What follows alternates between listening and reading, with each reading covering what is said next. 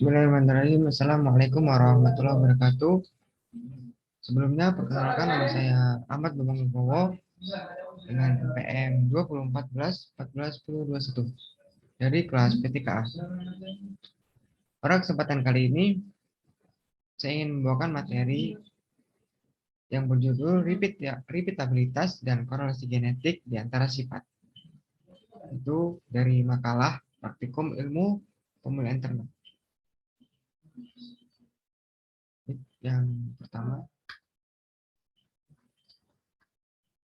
pada materi kali ini, yaitu saya akan membawakan yang pertama, yaitu pengembangan. Kemudian yang kedua, repeatabilitas. Yang kemudian pengertian repeatabilitas, manfaat repeatabilitas dalam pemulihan ternak. Kemudian yang ketiga yaitu metode estimasi repeatabilitas. Kemudian bab ketiga yaitu korelasi genetik yang mengandung yang A, pengertian korelasi genetik, B, manfaat korelasi genetik, dan yang ketiga metode estimasi korelasi genetik. Bab 1, pendahuluan. Pemulihan merupakan terjemahan langsung dari bahasa Belanda. Verdelling, Inggris, breeding, merupakan kegiatan manusia dalam memelihara tumbuhan atau hewan untuk menjaga kemurnian, galur, atau ras sekaligus memperbaiki produksi atau kualitasnya. Dalam kegiatannya, pemulihan sejak abad ke-20 menerapkan banyak prinsip dan metode genetika serta ilmu-ilmu turunannya. Pemulihan tidak persis sama dengan penangkaran. Dalam penangkaran, kegiatan pemeliharaan dilakukan untuk menghasilkan keturunan tanpa disertai dengan usaha memperbaiki populasi. Suatu program pemulihan pasti mencakup aspek penangkaran, tetapi bukan sebaliknya. Penangkaran dilakukan dengan tujuan menjaga kemurnian suatu galur, ras, dan kultivar, serta penangkaran dilakukan dengan tujuan dalam menjaga kelestarian populasi hewan dan tumbuhan yang terancam punah di alam liar.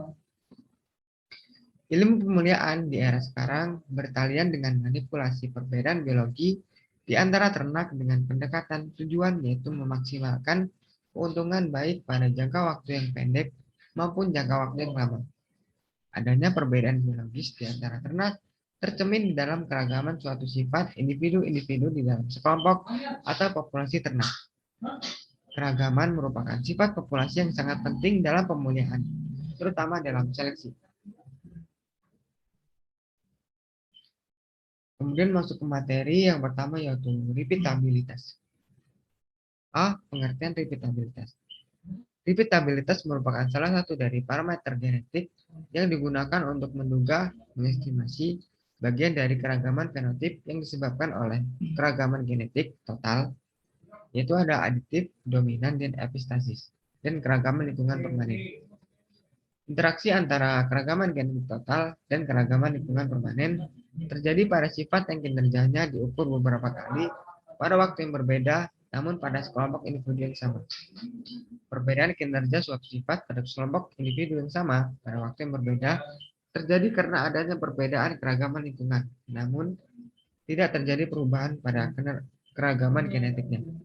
Repeatabilitas diestimasi pada sifat-sifat sapi atau kambing peras. Berat sapi, anak perkelahiran, paritas pada kambing, domba, dan babi. Berat wol pada setiap pencukuran bulu domba.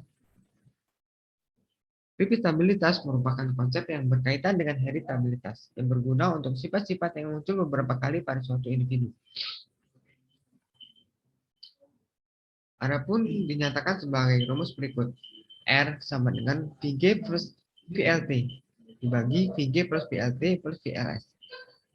Keterangannya, R yaitu repeatabilitas, VG ragam genotip, VLT ragam lingkungan tetap, dan VLS ragam lingkungan sementara.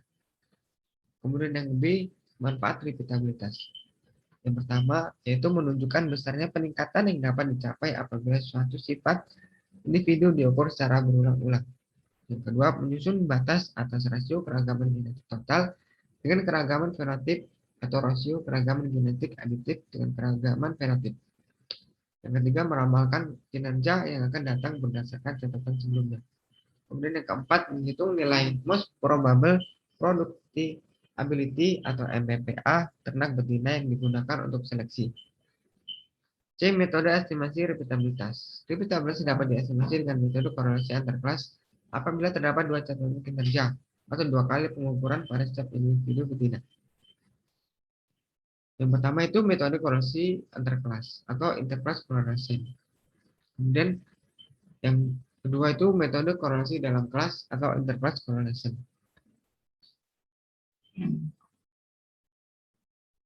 Kemudian masuk ke materi korelasi genetik.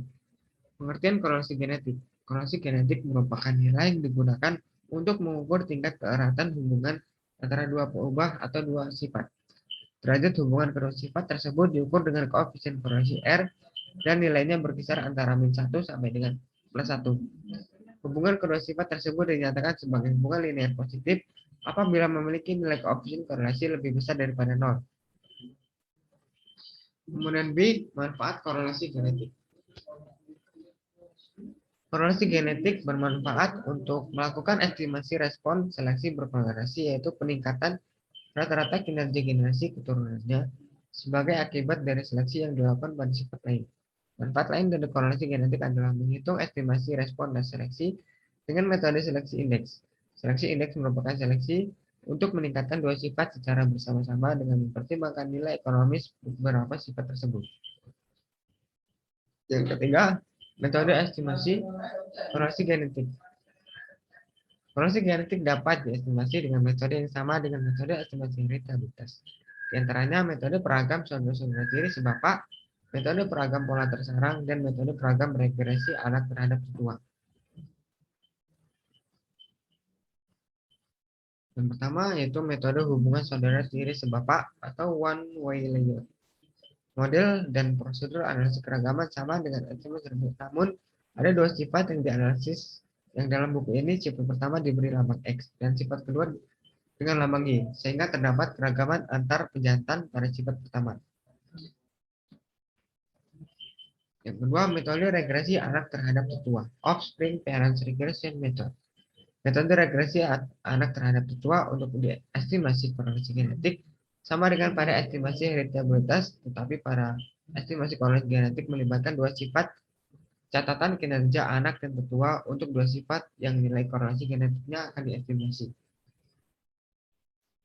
Bab kelima yaitu penutup. Adapun kesimpulan dari makalah ini adalah yang pertama, repeatabilitas merupakan salah satu dari parameter genetik yang digunakan untuk menduga, mengestimasi bagian dari keragaman fenotip yang disebabkan oleh keragaman genetik total, aditif, dominan, dan epistasis, dan keragaman lingkungan permanen. Yang kedua, korelasi genetik merupakan nilai yang digunakan untuk mengukur tingkat keeratan hubungan antara dua peubah atau dua sifat.